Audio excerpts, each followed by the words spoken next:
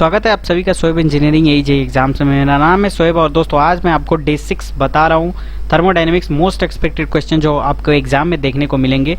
तो चैनल पे पहली बार चैनल को सब्सक्राइब करिएगा दोस्तों। चलिए क्वेश्चन को स्टार्ट करते हैं। पहला क्वेश्चन हमारे कंप्यूटर स्क्रीन पे है। ये कह रहा है कि इन highly rarefied gases the concept of this losses validity. आपने पढ़ा होगा दोस्तों, हमने पढ़ाया था बहुत पहले, आपको बताया भी होगा कि जो लॉसेस ऑफ वैलिडिटी जो ये है हाईली रेरिफाइड गैसेट का कॉन्सेप्ट वो आता है कॉन्सेप्ट ऑफ कंटीनम से। ठीक है, कॉन्सेप्ट ऑफ कंटीनम से आपने पढ़ा होगा। मैं आपको बता दूं कॉन्सेप्ट ऑफ कंटीनम से रिलेटेड आपने पढ़ा होगा जो हाईली रेरिफाइड गैसें होती है वो क्या होती है, वो बेसिकली एक्सट्रीमली लो प्रेशर होती है, एक्सट्रीमली लो प्रेशर। ठीक है, तो इसलिए यहाँ पे आप देख पा रहोगे, अगर मैं यहाँ पे एक्सट्रीमली लो प्रेशर यहाँ पे गैसेस को यहाँ पे दिखाने की कोशिश करूँ तो बेसिकली ऐसे होती है कि एक्सट्रीमली लो प्रेशर यहाँ पे होती है। इसलिए यहाँ पे option number B will be correct answer. जब भी हाईली रेरिफाइड गैस का कॉन्सेप्ट आएगा तो कॉन्सेप्ट ऑफ कंटीनम यहाँ पे पिक्चर में आएगा। ए कंट्रोल वॉल्यूम इंप्लाइज, यहाँ पे बहुत सारे स्टूडेंट का गलत होने वाला है क्योंकि बहुत सारे स्टूडेंट यहाँ पे क्लोज सिस्टम लगा के आगे बढ़ने वाले हैं। तो मैं आपको बता देना चाहता हूँ ये कंट्रोल वॉल्यूम इंप्लाइज जब दो ऑप्शन दिया हुआ है क्लोज सिस्टम ये फिक्स्ड रीजन इन स्पेस, तो आपको ऑप्शन नंबर डी सेलेक्ट करना है। क्यों, इसका रीजन एक बार देख लीजिए। जो हमारा ये आपका यहाँ पे एक कंट्रोल वॉल्यूम जो होता है वो बेसिकली हमारा एक तरीके से फिक्स्ड रीजन में होता है। जैसे कि मान लीजिए स्पेस में कोई भी चीज़ होता है, जैसे कि मान लीजिए स्पेस में कोई भी एक फिक्स्ड रीजन होता है, उस पर अगर स्टडी किया जाता है तो वो बेसिकली मतलब हमारा जो होता है ये जो सरफेस को डिनोट करता है। और जो सरफेस यहाँ पे कोई भी आप मतलब एक स्पेस में और उस पर आप यहाँ पे जो सरफेस होता है वो क्लोज होता है। ठीक है, तो क्लोज सिस्टम तो आ ही गया और साथ में ये फिक्स्ड रीजन भी हो गया एक तरीके से, और इस पर आपको स्टडी करनी है इसी को कंट्रोल वॉल्यूम को। तो ये हमारा option number D will be correct answer.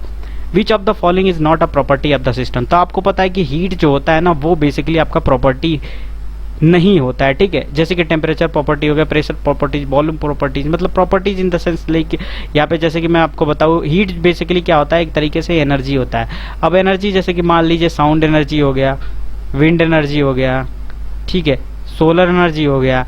अब मैं आपको बोलूँ कि ये बल्ब का ये जो मान लीजिए यहाँ पे कोई पात्र है, यहाँ पे बोतल है और इसमें पानी भरा हुआ है या कोई भी लिक्विड भरा हुआ है। मैंने बोला इसका साउंड एनर्जी बताओ, इसका वाइंड एनर्जी बताओ, इसका सोलर एनर्जी बताओ, तो ये पूरी मूर्खता वाली बात है। मतलब ये प्रॉपर्टीज़ नहीं है, आपको समझ में आ रहा होगा छोटी छोटी चीज़ें। तो वही जो हीट है ना वो आपको नहीं, मैं आपको पूछूँ इसका वॉल्यूम बताओ, इसका टेम्परेचर बताओ, इसका प्रेशर बताओ तो आप बता दोगे, लेकिन मैं बोलूँ इसका हीट बताओ, इसका एनर्जी बताओ, इसका साउंड बताओ, इसका वाइंड बताओ, तो this is not a good thing. Okay, so आप समझ पा रहे कि heat is a property and not a property. ठीक है, तो ये आप देख पा रहे होगे। नेक्स्ट क्वेश्चन यहाँ पे the volume of the value of universal gas constant, तो ये सबको पता है option number D 8.314 kilo joule पर केजी केल्विन। नेक्स्ट क्वेश्चन है process in which no heat, यहाँ पे ध्यान से देखिए, नो हीट इज सप्लाइड और rejected from the system, entropy is not constant. यहाँ पे क्या लिखा हुआ है, एंट्रोपी इज नॉट कांस्टेंट। ठीक है, तो अब देखो जब भी यहाँ पे एंट्रोपी इज नॉट कांस्टेंट यहाँ पे दिया गया तो पॉलीट्रोपिक यहाँ पे प्रोसेस होगा। कैसे आपको बता देता हूँ, जैसे कि यहाँ पे पॉलीट्रोपिक प्रोसेस क्या होता है, P V to the power N is equal to constant होता है। ठीक है, अब मैं बताऊँ जब आपको यहाँ पे बोला कि no heat supplied, no heat supplied, देखिए क्वेश्चन घुमा सकता है एसएससी में, नो हीट सप्लाइड और यहाँ पे नो यहाँ पे और रिजेक्टेड, नो हीट सप्लाइड और no rejected from the system,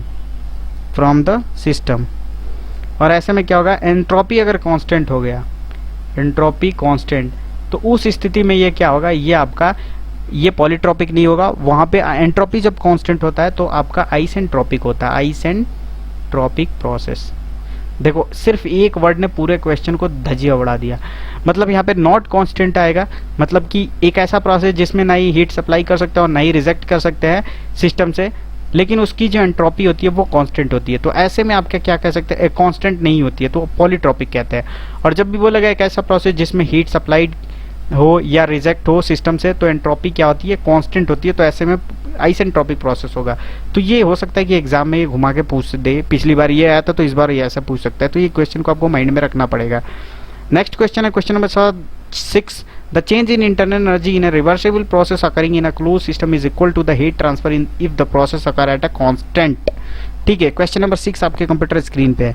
तो आपको यहाँ पे मैं बता दूं ये option number C will be, मतलब वॉल्यूम को हम कांस्टेंट रखेंगे। ठीक है, तो इंटरनल एनर्जी हमारा क्या होगा, वो डायरेक्टली प्रोपोर्शनल हो जाएगा हमारा किसके, क्लोज सिस्टम के जो जिसमें हीट ट्रांसफर यहाँ पे मतलब अकर्स करेगा, ठीक है, एट ए कांस्टेंट वॉल्यूम पे। ये पूछा है किसको कांस्टेंट करेंगे, तो वॉल्यूम को। नहीं समझ में आ रहा है तो चलो देख लेते हैं एक बार इसको। आपको बताया first law of thermodynamics, del Q is equal to D U plus del W, ठीक है। अगर इसको मैं लिखूं तो डी यू को ऐसे ही रहने दो, डेल डब्ल्यू को आपको पता है ये पी डी बी, ठीक है। अब यहाँ पे हमने क्या किया, यहाँ पे क्या गया, अकर से कांस्टेंट है, मैंने कहा वॉल्यूम कांस्टेंट, चलो वॉल्यूम को कांस्टेंट ले लेते हैं, तो ये 0 हो जाएगा। मतलब डेल क्यू जो होगा आपका किसके बराबर हो जाएगा, इंटरनल एनर्जी के बराबर हो जाएगा। अब ये इंटरनल एनर्जी को मैं इधर कर लेता हूँ, डेल क्यू आपको पता है हीट ट्रांसफर है, तो इसको हम यहाँ पे M C B delta T लिख सकते हैं, M C B delta T. ये किसके लिए, फॉर आइडियल गैस के लिए, कोई आइडियल गैस मान लो, आइडियल गैस के लिए। तो अब देखो इंटरनल एनर्जी जो हो गया ये हीट ट्रांसफर के बराबर हुआ कि नहीं, और यहाँ पे क्या हुआ, और ये बराबर कब हुआ, जब आपने क्या होगा V को कांस्टेंट माना, V बराबर कांस्टेंट माना, V फॉर वॉल्यूम। मतलब जब वॉल्यूम को आपने कांस्टेंट माना तो आपका इंटरनल एनर्जी जो होगा वो हीट ट्रांसफर के बराबर होगा। और यहाँ पे क्वेश्चन में भी कहा जाए close system is equal to the heat transfer to the किसके, इंटरनल एनर्जी के, रिवर्सिबल प्रोसेस के लिए, ठीक है। तो ये आपका ऑप्शन नंबर कौन सा सही हो जाएगा, C option will be correct answer, ठीक है। नेक्स्ट क्वेश्चन है, if a gas is allowed to the expand through a very minute aperture then such a process is known as. अब देखो यहाँ पे जैसे कि मान लो हमारे पास एक कोई भी यहाँ पे एक तरीके से पाइप है, ठीक है। अब मैंने इसमें क्या किया, एक हमें यहाँ पे वॉल्व लगा दिए, ठीक है। यहाँ पे मान लो यहाँ पे लिक्विड फ्लो कर रही है, ठीक है, लिक्विड फ्लो कर रही है। तो यहाँ पे देख सकते हो कि हमने इसको क्या किया है, एक तरीके से यहाँ पे एक्सपेंड करने के लिए यहाँ पे हमने क्या किया है, यहाँ पे एक वॉल्व लगा दिया है। तो अब वॉल्व लगा दिया तो मतलब इसमें डिस्टर्बेंस क्रिएट कर दिया, डिस्टर्बेंस क्रिएट करने के बाद से डिस्टर्बेंस आ जाएगा, मतलब इसकी क्या होगी, entropy will be increase but enthalpy will be decrease, ठीक है। ये ध्यान रखिएगा, एंट्रोपी प्रेशर क्या होगा, प्रेशर भी यहाँ पे घटेगा, प्रेशर घटेगा, एंथैल्पी घटेगी, एंट्रोपी बढ़ेगी, ठीक है। और ऐसे जब भी प्रोसेस होता है तो वो हम क्या कहते हैं, थ्रॉटलिंग, इसको क्या कहते हैं, थ्रॉटलिंग। मतलब कि यहाँ पे हमने थ्रॉटलिंग कर दिया, ठीक है। या फिर थ्रॉटलिंग हम ऐसे भी कर सकते हो, तुम यहाँ पे ये ऐसे इस तरीके से भी थ्रॉटलिंग तुम बना सकते हो, ठीक है। मतलब उस जहाँ ये लिक्विड आ रही है ना उसमें थोड़ा सा डिस्टर्बेंस क्रिएट कर दो तो वो तुम्हारी थ्रॉटलिंग यहाँ पे कहलाएगी, ठीक है। और ये जो थ्रॉटलिंग प्रोसेस होता है ये क्या होता है, हाईली इररिवर्सिबल प्रोसेस होता है, हाईली इररिवर्सिबल। अब इररिवर्सिबल मतलब लॉसेस इसमें मैक्सिमम होता है, ठीक है, लॉसेस मैक्सिमम होता है। अब इररिवर्सिबल प्रोसेस लॉसेस मैक्सिमम मतलब आप क्या कहना चाहते हो, सपोज देसी भाषा में एक बाल्टी है हमारे पास, ठीक है, ये बाल्टी में, और मैंने यहाँ पे कहा कि भाई साहब ये बाल्टी में आपने पानी भर के लाओ 2.5 लीटर पानी, आपने 2.5 लीटर इसमें भर के लाया। मैंने बोला ये पॉइंट से लेके बी पॉइंट पे ला के रख दो। आपने फिर वही बाल्टी उठा के मेरे को लाई और इस बार बाल्टी में मैंने चेक किया तो 2.4 लीटर ही पानी है, मतलब 0.1 लीटर पानी यहाँ पे लॉस हो गया। और जो ये लॉस हुआ ना यही आपका क्या होता है, इररिवर्सिबल कहलाती है, मतलब लॉसेस कहलाती है। तो that is all think will be clear, ठीक है। तो आप समझ पा रहे होगे। अब यहाँ पे क्वेश्चन नंबर 8 है, in a isothermal process the internal energy of a molecule. अब देखो मैं यहाँ पे मॉलिक्यूल बना देता हूँ, जैसे कि मान लो किसी भी चीज़ के यहाँ पे सॉलिड की, मान लो लिक्विड गैस जो भी हो, यहाँ पे मान लो यहाँ पे मैंने मॉलिक्यूल बना दिया, एकदम पास पास है। अब यहाँ पे मैं पूछूंगा भाई तेरा टेम्परेचर क्या है, तो ये कहेगा T1 है, तो इसकी भी तो टेम्परेचर T1 होगी ना, क्योंकि ये कांस्टेंट, यहाँ पे टेम्परेचर में कोई चेंज नहीं कर रहे हैं, तो टेम्परेचर यहाँ पे क्या हो गया, कांस्टेंट हो गया। तो अब इसके अंदर कोई भी एनर्जी होगा, कोई हलचल होगा, कोई वाइब्रेशन होगा, कोई इंटरनल एनर्जी होगा, इसके पास नहीं होगा ना। इंटरनल एनर्जी कब होगा, जब एक सिरे को गर्म करते हो तो देखते हो दूसरा छड़ भी गर्म हो जाता है, मतलब ये और इसको एनर्जी देगा, इसकी इंटरनल एनर्जी इसको देगी, इसके देगी, इस तरीके से।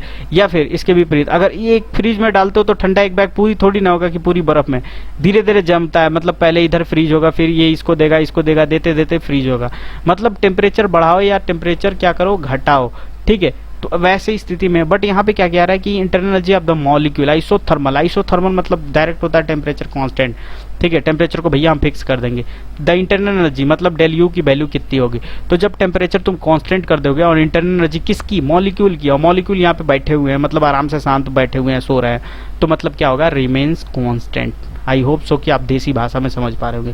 क्वेश्चन 9 है और मैं इसको थोड़ा सा यहाँ पे लिख देता हूँ। ये आपका है 1 से 2 और ये है PdB। कह रहा है गिव्स द मेजर ऑफ किसकी, तो आपने पढ़ा होगा यहाँ पे PdB 1 से 2 है।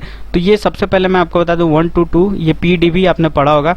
ये किसके लिए एप्लीकेबल होता है, तो ये क्लोज सिस्टम के लिए और नॉन फ्लो प्रोसेस के लिए, ठीक है।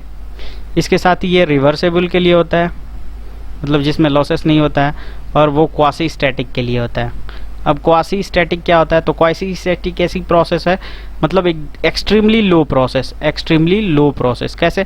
जैसे कि मान लो यहाँ पे कोई सामान है, ठीक है, यहाँ पे मान लो इसमें चावल के दाने रखे हुए हैं, मैं बोला चावल के दाने को लाके यहाँ पे इसमें रख दो, तुम गए यहाँ से एक दाने उठा के लाए, फिर गए फिर एक दाने लाए, फिर एक दाने लाए, लाते लाते लाते कितनी धीरे प्रोसेस हो रही है, इतनी स्लो प्रोसेस। तो ऐसे ही होता है हमारा क्वासी स्टैटिक। तो इस प्रोसेस को हम क्या कहेंगे? क्वासी स्टैटिक प्रोसेस, ठीक है। तो ये ऑप्शन नंबर यहाँ पे कौन सा करेक्ट हो जाएगा? पीडीपी किसको कहे? Close system, non flow process, reversible process और एडियाबैटिक प्रोसेस। तो नॉन फ्लो रिवर्सिबल प्रोसेस, ये हमारा option number B will be correct answer. Last question हमारे कंप्यूटर स्क्रीन पे, cyclic integer of this zero. अब मैं बताऊँ इसमें से सबसे पहले कि इसमें प्रॉपर्टी कौन है। तो आपको देख रहा होगा टेम्परेचर क्या होगा, एक प्रॉपर्टी होगा, ठीक है, टेम्परेचर एक प्रॉपर्टी होगा, तो प्रॉपर्टी का ही साइक्लिक इंटीग्रल जीरो होगा। तो ये option number C will be correct answer, जैसे कि आपको बता दिया, क्योंकि प्रॉपर्टी जो होती है वो बेसिकली पॉइंट फंक्शन होती है, पॉइंट फंक्शन, ठीक है, point function. So I hope so कि आपको ये सारे क्वेश्चन यहाँ पे देखने को मिलेंगे एसएससी जेईई में। हो सकता है कि डेटा चेंज हो लेकिन क्वेश्चन यही मिलेंगे। तो प्लीज़ यार इस चैनल को सब्सक्राइब करिएगा, सपोर्ट करिएगा, आप सभी के सपोर्ट की ज़रूरत है। तब तक के लिए आप सभी का धन्यवाद।